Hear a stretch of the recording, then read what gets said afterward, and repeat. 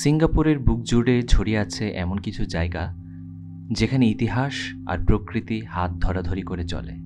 তারই একটি হলো ফোর্ট ক্যানিং পার্ক।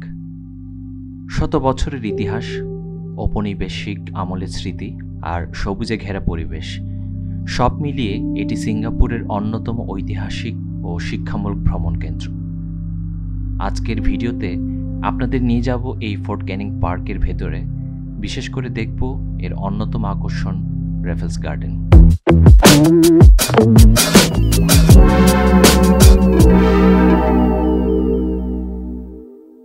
এই পার্কটির ইতিহাস 1400 শতাব্দী পর্যন্ত প্রসারিত, যখন এটি প্রাচীন মালয় রাজাদের রাজপ্রাসাদের আসন ছিল।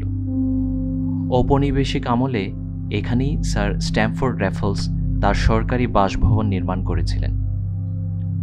বর্তমানে এটি একটি সবুজে ঘেরা ঐতিহাসিক পার্ক, যেখানে একসাথে ইতিহাস, প্রকৃতি আর আধুনিক সিঙ্গাপুরের সৌন্দর্য মিলেমিশে গেছে।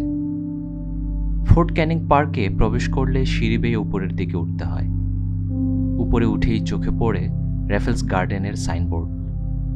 এই বাগানটির নামকরণ করা হয়েছে সিঙ্গাপুরের প্রতিষ্ঠাতা স্যার র্যাফেলসের নামে। তিনি ছিলেন একজন উদ্ভিদপ্রেমী ও প্রাকৃতিক গবেষক, আর সেই স্মৃতিতেই তৈরি হয়েছে এই গার্ডেন।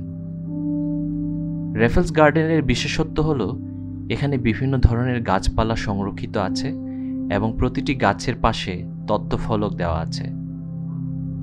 দর্শনার্থীরা সেই তথ্য পড়ে সহজেই জানতে পারেন গাছটির নাম, উৎস এবং এর গুরুত্ব। এটি শুধু একটি বাগান নয়, বরং একটি শিক্ষামূলক ভ্রমণ কেন্দ্র। এখান থেকে আংশিকভাবে ক্লার্কওয়ে শহরের দৃশ্য দেখা যায়, যা এক ভিন্ন অভিজ্ঞতা। এছাড়াও পার্ক জুড়ে আরও অনেক দর্শনীয় স্থান আছে, যেমন ব্যাটেল বক্স, যেটা দ্বিতীয় বিশ্বযুদ্ধের সময় ব্যবহৃত underground command centre, fort gate এবং নানা ঐতিহাসিক নিদর্শন।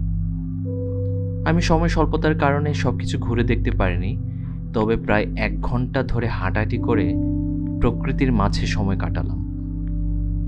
ফোর্ট ক্যানিং পার্কে আসলে বোঝা যায় কিভাবে ইতিহাস আর প্রকৃতি একসাথে সিঙ্গাপুরের গল্প বলে।